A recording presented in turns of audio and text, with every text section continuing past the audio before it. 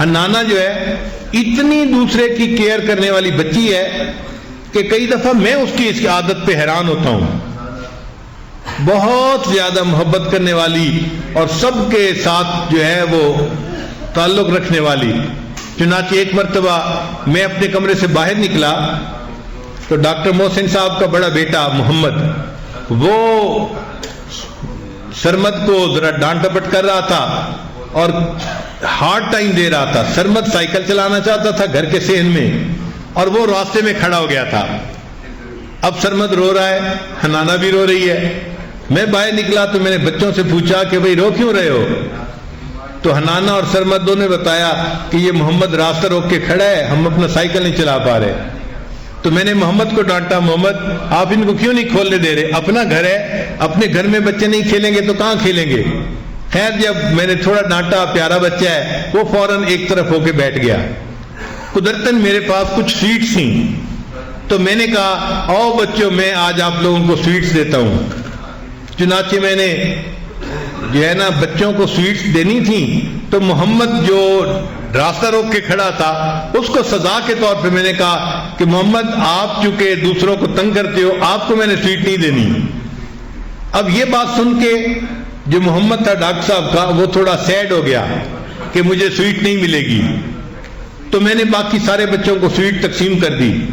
جب میں نے سب کو دے دی نا تو اس کے بعد حنانہ میرے پاس آئی اور مجھے کہنے لگی دادا ابو محمد کو بھی دے دیں. یعنی جس کی وجہ سے وہ پریشان ہو رہی تھی جب اس بچے کو ڈپرائیو کیا تو وہ کہنے لگی نہیں نہیں آپ اس کو ڈپرائیو نہ کریں, اس کو بھی آپ سویٹس دے دیں. تو اس وقت میرے دل میں بات آئی کہ واقعی بچوں کے اندر یہ جو دوسرے کی کیئر ہے یہ ایک صفت ہوتی ہے جو بچپن میں پیدا ہوتی ہے اور یہ بچے پھر بڑی عمر کے ہو کے دوسرے احسانوں کا احساس کرتے ہیں, ان کے غم کو اپنا غم سمجھتے ہیں اور ان کی خوشی کو اپنی خوشی سمجھتے ہیں. اللہ تعالیٰ ایسا حساس دل ہر ایک کو عطا فرمائے, ورنہ بہت سارے لوگ تو اتنے بے حس ہوتے ہیں احساس ہی نہیں ہوتا. ہم نے نوجوانوں کو دیکھا ہے بیوی رو رہی ہوتی ہے اور ان کو کوئی احساس نہیں ہوتا کہ ہم اس کو رلا رہے ہیں, ماں رو رہی ہوتی ہے بچوں کو احساس نہیں ہوتا, بہن روتی ہے بھائی کو احساس نہیں ہوتا. یہ بے حس ہونا اللہ تعالیٰ کو بہت ناپسند ہے. تو یہ چیزیں بچے کے گروتھ کے دوران اس کے اندر پیدا کرنی چاہیے تاکہ بچہ ایک اچھے اخلاق والا بچہ بن کر جو ہے آگے آئے. حضرت عمر بن عبدالعزیز رحمۃ اللہ علیہ ایک بہت کامیاب باپ تھے, بہت کامیاب باپ تھے. ان کے 11 بیٹے تھے اور ان کی زندگی میں بہت غربت تھی. چونکہ بیت المال سے بہت مناسب مقدار لیا کرتے تھے تو بچوں کی ضرورت بھی پوری نہیں ہو سکتی تھی, یہاں تک کہ ان کو کھانے پینے کی چیزیں پوری نہیں ملتی تھی بچوں کو. ایک مرتبہ انہوں نے اپنی بیٹی کو بلایا اور آنے میں دیر لگی تو عمر بن عبدالعزیز رحمۃ اللہ نے دوسری مرتبہ ذرا سختی سے بلایا کہ کیوں نہیں آ رہی میرے پاس. تو ان کی جگہ بچی بیٹی کی جگہ ماں آئی اور کہنے لگی جی آپ نے بیٹی کو بلایا ہے؟ فرمایا ہاں. کہنے لگا میں آ گئی ہوں, جو کام ہے مجھے بتا دیں. تو آپ نے پوچھا کہ وہ کیوں نہیں آ رہی؟ تو بیوی نے جواب دیا کہ اس نے جو کپڑے پہنے ہوئے تھے نا تو وہ کپڑے پھٹ گئے. اب وہ ساتھ والے کمرے میں اپنی شلوار کو سی رہی ہے بیٹھی ہوئی, جب تک کپڑے کو سی کے نہیں پہنے گی آپ کے پاس کیسے آ سکتی ہے؟ تو اس کی جگہ میں آ گئی ہوں. یعنی وقت کا خلیفہ ہے اور اس کے اپنی بیٹی کے پاس پہنے ہوئے کپڑوں کے سوا کوئی دوسرا کپڑا نہیں ہے. اتنی غربت کی زندگی تھی مگر انہوں نے اپنے بچوں کو محبت سکھائی اور خدمت سکھائی, نیکی سکھائی اور خوب بچوں کے اندر نیکی کا جذبہ پیدا کیا. چنانچہ جب وہ آخری وفات کے یعنی مرض میں تھے تو ان کا ایک دوست ان کو ملنے کے لیے آیا تو عمر بن عبدالعزیز رحمۃ اللہ لیٹے ہوئے تھے. اس نے کہا کہ عمر بن عبدالعزیز آپ نے اپنے بچوں کے ساتھ بھلا نہیں کیا. تو آپ نے پوچھا کیوں؟ اس نے کہا کہ اس لیے کہ آپ سے پہلے جو بادشاہ آئے نا انہوں نے اپنی اولادوں کے لیے بڑی جاگیریں وقف کی, جائیدادیں وقف کی, ہیرے جواہرات بیت المال سے لے کے ان کو دیے اور اپنی اولادوں کو بہت مال انہوں نے دیا, غنی کر دیا. اور تم تو اپنی اولاد کے لیے کچھ بھی نہیں چھوڑ کے جا رہے, تو تم نے اپنی اولاد کے ساتھ اچھا نہیں کیا. تو جب اس نے یہ الفاظ کہے تو عمر بن عبدالعزیز رحمۃ اللہ علیہ لیٹے ہوئے تھے، اٹھ کے بیٹھ گئے اور فرمانے لگے کہ دیکھو اگر میری اولاد نیک بنی ہے تو میں ان کو اللہ کی سرپرستی میں دے کے جا رہا ہوں، اگر میری اولاد نیک بنی ہے تو میں ان کو اللہ کی سرپرستی میں دے کے جا رہا ہوں، کیونکہ اللہ فرماتے ہیں وَهُوَ يَتَوَلَّى الصَّالِحِينَ، اللہ نیکوکاروں کا خود سرپرست ہوتا ہے، تو میں ان کو اللہ کی سرپرستی میں دے کے جا رہا ہوں، اور اگر میری اولاد نیک نہیں بنی تو میں ان کے فسق و فجور کے اوپر ان کا معاون نہیں بن سکتا۔ یہ عمر بن عبدالعزیز رحمۃ اللہ نے جواب دیا۔ پھر عمر بن عبدالعزیز فوت ہو گئے۔ اللہ کی شان دیکھیں کہ اگلا بندہ وقت کا بادشاہ بنا، اب اس بادشاہ کو اپنے صوبوں کو سنبھالنے کے لیے گورنر کی ضرورت تھی، تو اس نے مشورہ کیا لوگوں سے کہ بھائی مجھے تو کوئی بندہ ایسا چاہیے جیسے عمر بن عبدالعزیز تھے، اتنا ایماندار، اتنا دیانتدار، اتنا انصاف کرنے والا، اتنا وفا دکھانے والا۔ تو انہوں نے کہا کہ میاں اگر تمہیں عمر بن عبدالعزیز جیسا بندہ چاہیے تو ان کا جو بڑا بیٹا ہے نا وہ بالکل باپ جیسا ہی ہے، اس کو لے لو۔ چنانچہ جو بادشاہ تھا اس نے ان کے پہلے بیٹے کو گورنر بنایا۔ اب جو بچہ گورنر بنا، چونکہ اس کو باپ نے محنت کرنا سکھایا تھا اور رزق حلال کمانا سکھایا تھا، دیانت سکھائی تھی، امانت سکھائی تھی، اس نے اتنا اچھا کام کیا کہ چند دنوں کے بعد بادشاہ نے اس سے پوچھا یار تمہارا کوئی اور بھائی بھی ہے؟ اس نے کہا میرا ایک اور بھائی بھی ہے، مجھ سے اتنے سال چھوٹا ہے اور وہ بھی میری بالکل کاپی ہے۔ اس نے اس دوسرے بچے کو ایک اور صوبے کا گورنر بنا دیا۔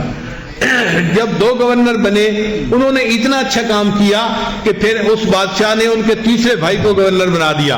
کتابوں میں لکھا ہے ایک ایسا وقت بھی آیا عمر بن عبدالعزیز کے 11 بیٹے 11 صوبوں کے ایک وقت میں گورنر بنے ہوئے تھے۔ یہ ہے کامیاب باپ جس نے اپنے بچوں کو ایسی نیکی سکھائی کہ بعد والے لوگوں نے ان کے 11 بیٹوں کو ایک وقت میں 11 صوبوں کو گورنر بنا دیا۔ یعنی عالم اسلام پہ حکومت عمر بن عبدالعزیز کے بیٹوں کی تھی، آپ کیوں سمجھ لیں۔ تو باپ کو چاہیے کہ اولاد کی اچھی تربیت کرے، ان کو ایک اچھا انسان بنانے کے لیے دعائیں بھی کرے اور کوشش بھی کرے، اور اس کی بنیاد میاں بیوی آپس میں محبت پیار سے رہیں۔ یہ جو غصے ہیں ایک دوسرے کے ساتھ، لڑائی جھگڑے ہیں، ان کو اللہ کے لیے چھوڑ دینا چاہیے اور اولاد کے لیے قربانی دینی چاہیے۔ ہمارے علاقائی زبان میں کہتے ہیں لڑن مجھاں تے خینس بوٹے انو، کہ بھینسیں آپس میں لڑتی ہیں اور نیچے جو چارہ ہوتا ہے نا وہ خراب ہو جاتا ہے۔ لڑتی تو بھینسیں ہیں لیکن خراب چارہ ہو جاتا ہے۔ اسی طرح لڑتے ماں باپ ہیں اور بچے خراب ہو جاتے ہیں۔ تو اس لیے ماں باپ کو چاہیے کہ وہ بچوں کی خاطر قربانی دیں، آپس میں الفت و محبت سے رہیں، بچوں کی اچھی تربیت کریں تاکہ یہ بچے ایک اچھے انسان بنیں اور دنیا میں بھی کامیاب ہوں اور اللہ کی نظر میں بھی کامیاب ہوں۔ اللہ تعالی ہمیں ایک اچھا باپ بن کر زندگی گزارنے کی توفیق عطا فرمائے۔ وآخر دعوانا ان الحمد للہ رب العالمین۔ مراقبے سے پہلے کہہ رہے ہیں کہ توبہ کے کلمات بھی پڑھا دیں، کچھ نئے لوگ بھی شاید آج اس محفل میں آئے ہوئے ہیں، تو دل میں نیت کر لیجئے کہ ہم پچھلے گناہوں سے سچی پکی توبہ کر رہے ہیں اور آئندہ نیکوکاری کی زندگی گزارنے کا دل میں ارادہ کر رہے ہیں۔ جو حضرات بیعت ہونا چاہتے تھے اور ان کو الگ وقت نہیں مل سکا، وہ توبہ کے ساتھ ساتھ بیعت ہونے کی بھی نیت ساتھ کر لیں تو دونوں کام اکٹھے ہو جائیں گے۔ یہ کلمات سچے دل کے ساتھ پڑھیے۔ بسم اللہ الرحمن الرحیم،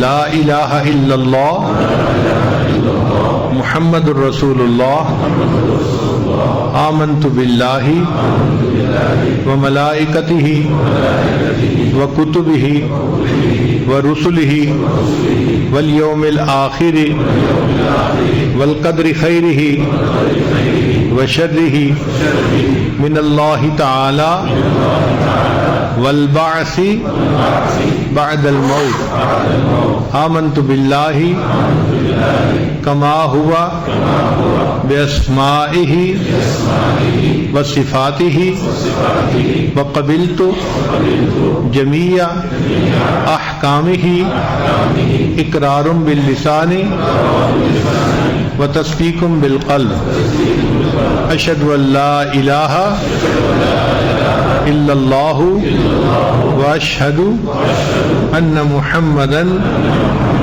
عبدہ ورسولہ استغفر اللہ ربی من کل ذنب واتوب الیہ برحمتک یا ارحم الراحمین۔ دعا سے پہلے ہم تھوڑی دیر کے لیے مراقبہ کر لیتے ہیں، چند منٹ کے لیے، پھر اللہ کی طرف رجوع کریں گے، دعا کریں گے۔ آنکھوں کو بند کر لیجئے، سر کو جھکا لیجئے، دنیا اور جو کچھ دنیا میں ہے اس سے ہٹ کٹ کے اللہ کی یاد میں ڈوب جائیے۔ آہ جاتی ہے اثر کو کھینچ لانے کے لیے، بادلو ہٹ جاؤ دے دو راہ جانے کے لیے، اے دعا فریاد کر عرش بری کو تھام کے، اے خدا رخ پھیر دے اب گردش ایام کے، خلق کے راندے ہوئے دنیا کے ٹھکرائے ہوئے، آئے ہیں اب تیرے در پر ہاتھ پھیلائے ہوئے، حق پرستوں کی اگر کی تو نے دل جوئی نہیں، تانا دیں گے بت کے مسلم کا خدا کوئی نہیں، رحم کر اپنے نہ آئینے کرم کو بھول جا، ہم تجھے بھولے ہیں لیکن تو نہ ہم کو بھول جا،